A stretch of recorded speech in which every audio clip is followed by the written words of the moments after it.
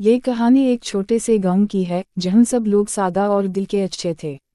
गांव के बीचों बीच एक खूबसूरत बाग था जिसमें दरख्तों की छांव में खुशबुएं और फूलों का रंग बिखरा होता था। इस बाग के करीब एक छोटा सा लड़का रहता था जिसका नाम राशिद था।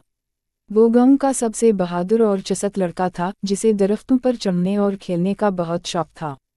राशिद का दिल बहुत साफ था और वो हमेशा दूसरों की मदद करने के लिए तैयार रहता था। एक दिन गांव में एक अजीब सी बात हुई। गांव के करीब एक जंगल था और इस जंगल में एक पागल बंदर आ गया था। ये बंदर पहले बहुत पुरसुकून था मगर किसी बदले की वजह से वो पागल हो गया था। वो बेकाबू हो चुका था और गांव के लोग इससे खौफजदा हो गए थे। बंदर हर तरफ खराबियां मचाता, चीज़ों को तोड़ता और गांव वालों को डरा देता। गांव के लोग बहुत परेशान थे लेकिन राशिद का दिल हिम्मत से भरा हुआ था। इसने फैसला किया कि वो बंदर के साथ बात करेगा और उसकी परेशानी को हल करेगा। दूसरे लोग तो खौफ से कामकाज छोड़कर छपने लगे थे मगर राशिद के दिल में एक अजीब सी हिम्मत थी। वो सोचता था अगर मैं इस बंदर की मदद कर सका तो शायद गांव के लोग भी सुकून में आ जाएंगे। एक दिन राशिद अपने हाथ में एक केला लेकर जंगल में गया जहां वो पागल बंदर अक्सर दिखाई देता था।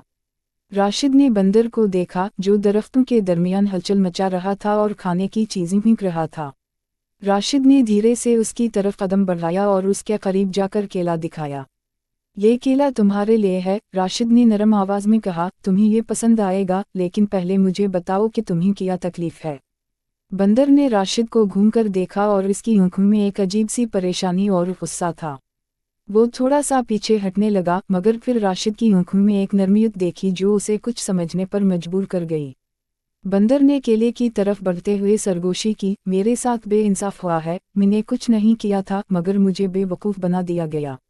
राशिद ने बंदर को मोहब्बत से समझाया, क्या तुम्हें किसी ने तकलीफ दी है? तुम क्यों गुस्सा कर रहे हो? हम सब यहाँ तुम्हारी मदद के लिए हैं। बंदर ने एक गहरी सांस ली और कहा, कुछ लोग मेरे साथ खेलते थे लेकिन एक दिन इन्होंने मुझे फानस कर जंगल के अंदर छुपाया। वहाँ मैं अकेला रह गया और खौफ का शिकार हो गया। अब मैं बेकाबू हो चुका हूँ। राशिद की आंखों में हमदर्दी की झलक थी। इसने कहा, तुम अकेले नहीं हो, मैं तुम्हारी मदद करूँगा।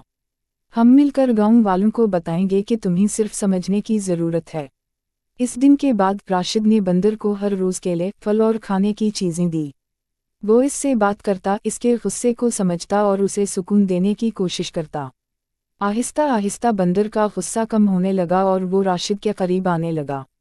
एक दिन जब गांव के लोग डर के मारे अपने घरों में छपे हुए थे, राशिद ने बंदर को गांव के मैदान में लाया। बंदर अभी तक थोड़ा सा घबरा रहा था मगर राशिद ने इसका हाथ पकड़ा और कहा, देखो तुम्हें डरने की ज़रूरत नहीं है, मैं तुम्हारे साथ हूँ। जैसे ही बंदर गांव के लोगों के सामने आया वो सब खौफ के मारे पीछे हट गए। मगर राशिद ने बंदर से कहा, यह तुम्हारा घरेलू मकाम है, तुम्हें अब किसी से डरने की ज़रूरत नहीं है। बंदर ने आहिस्ता आहिस्ता गांव वालों की तरफ देखा और जैसे ही राशिद ने इससे बात की बंदर ने अपने गुस्से को कंट्रोल करना शुरू कर दिया। गांव के लोग आहिस्ता आहिस्ता करीब आना शुरू हुए और इन्होंने देखा कि बंदर अब पहले जैसा नहीं रहा था। इसकी आंखों में सुकून आ चुका था। कुछ दिनों बाद बंदर गांव के बच्चों के साथ खेलने लगा। वो एक मामूली बंदर बन चुका था जो बच्चों के साथ खुशी से खेलता था और लोगों को खौफ की बजाय मोहब्बत देता था। राशिद ने इसके साथ दोस्ती की और उसकी परेशानी को समझा, जिसकी बदौलत गांव के लोग भी अब बंदर को एक दोस्त समझने लगे थे। राशिद और बंदर की ये कहानी गांव में हमेशा याद रखी गई क्योंकि इसने न सिर्फ एक पागल बंदर को सुकून दिया बल्कि गांव वालों को ये सिखाया कि मोहब्बत, समझबूझ और हिम्मत से हम किसी भी मसले का हल निकाल सकते हैं।